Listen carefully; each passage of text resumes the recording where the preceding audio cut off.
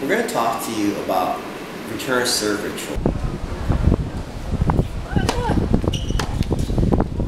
The second level of your mental toughness. A ritual is anything you do over and over again. You often see it in baseball where the hitter gets in the hitting box, gets set up for a shot. So what you want to do is have a ritual so that when you return serve, everything happens the same way. The first part of my ritual is the grip. I use a semi-western grip. Now my hand is right here, this bevel, not the top bevel, the side bevel. And this is my slice backhand and my forehand grip. I usually wait like this. It's really funny. You know, you see a lot of players that wait. Sometimes people are big. Some people are big about making sure they're actually in the middle, so you go forehand and backhand. But I usually wait like this, where it's totally down low. It goes from forehand and then slice backhand. Okay, and you have to do what's comfortable for you. If you have a two-hander, use your left hand in your backhand grip, your right hand in your forehand grip.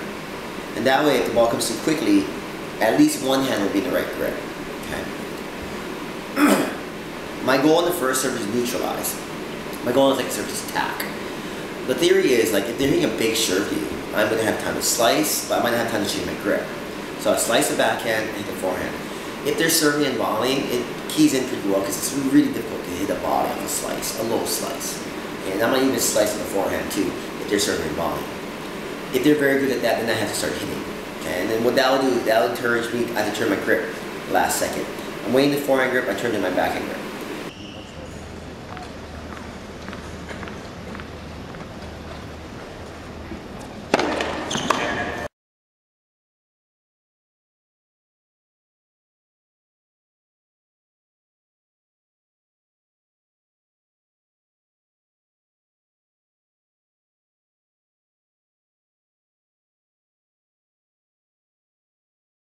You'll see players, they'll wait in their backhand grip, okay?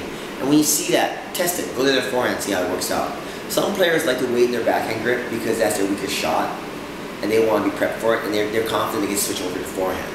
It really depends on the player. So you're in the proper grip. If your opponent has an extended service motion, I don't go into my prep until they go to theirs, because I don't want to be waiting. And so I know myself, I can focus for probably about 15 seconds. So if I start too early and they take too long a motion, my mind will drift. So you have to see what your tolerance is. Remember the 3 R's. After the points over release, then we're gonna rest, then we're gonna refocus. Okay. And when we refocus, remember if you're ahead, you'll run what you've been doing, no stalling. If you're even, you do your best plays. You try to have 3 good plays that you like to do. And by play, I mean serve wide, open court shot, serve wide, open court shot, serve down the middle, hit a shot to open the court, get your forehand up, attack, come to net. Okay. Plays, like legitimate plays like football, like you're gonna hit the ball here, you're gonna hit the ball here, I'm gonna hit the ball here. Okay. On the return, the standard play is they serve down the middle, I'll hit a backhand to the backhand, they serve me wide, I have forehand cross court.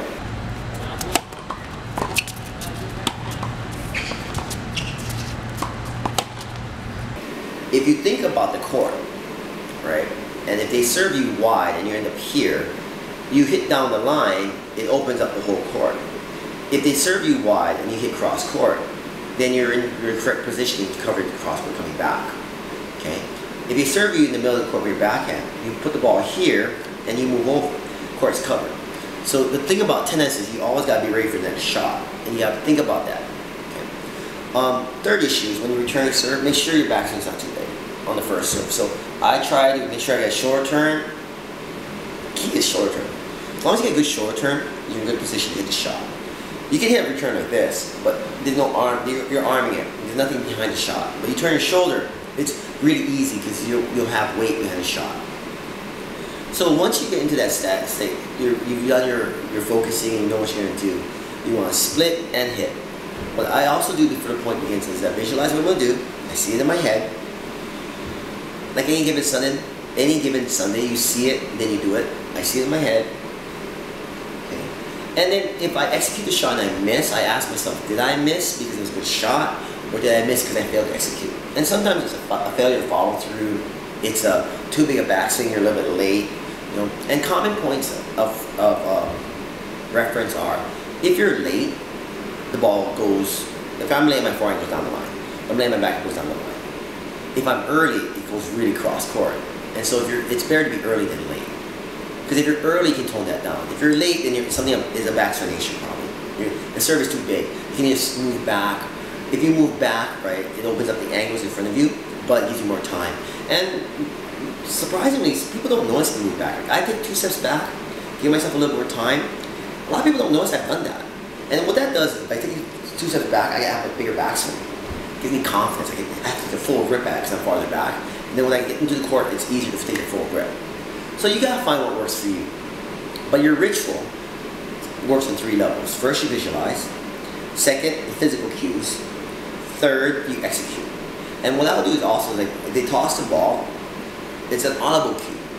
As they toss, I want to say concentrate. So they'll say, as they toss, go con, they make impact, send, then when I make impact, it's trade, concentrate. Some of the players like to have a song in their head. It's basically whatever you like to do to relax yourself. Tim Galloway, in his Inner Game of Tennis, talked about having self-1 and self-2. Self-1 knows how to play, self-2 tells you just where to hit the shot. Oftentimes, you tell yourself how to play, and it interferes with your body. What you want to do is have a free flow. You want to be just kind of in the point. My best matches, I'm in the zone, and I hear nothing, I see nothing, I just see the ball. And that's where we want to be. It's hard to get there, but you have to try to get there. And the best way to get there is having rituals. And so these match court rituals, find out what works for you. Lastly, in the course of the match, you have to gauge where you are.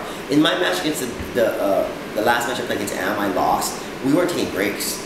We weren't stopping play. It was really hard on me because I have a ritual. Every 2 games, I'll sit, I'll think about what's going on, I'll calm down, I'll rest, I'll drink my water, I'll drink my sponsor, I'll drink my Diet Coke. You know, I have all these things I like to do. I'll towel off, and I'll evaluate what's going on in the match, what's working, what's not working. Because I have a couple plays I run. I'll slice the ball to the backhand side, I'll come over, I'll start hitting loops and backhands to the backhand side. I'll come to the net, I can chip and charge, I'll serve and volley, you know, I do all these different things. And I need time to think about these things. Because tennis is, after all, a thinking game. Try not to just get out there and start hitting. So what I want you to do for lesson 2 is find a ritual, whatever works for you, do checkpoints, and when you're in your release mode, the best way to release is to have a physical cue. So for some people, spinning their racket, some people they like to hit themselves, have a physical cue. My physical cue is I like to run my fingers over my strings, and then I do another cue where I look at the sky, and I just remind myself it's a great day to play tennis. So previously we talked about focusing. This week we're talking about physical cues and rituals, and next week we'll talk about something else. Hopefully this helps you out.